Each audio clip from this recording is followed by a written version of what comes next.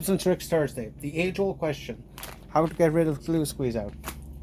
There are so many methods, but in my experience, the best is simply these baby wipes. They're strong, they're slightly damp, so you can use one to take off the bulk of the glue, then grab another, rub all of that glue off. You have no residue left when it's done.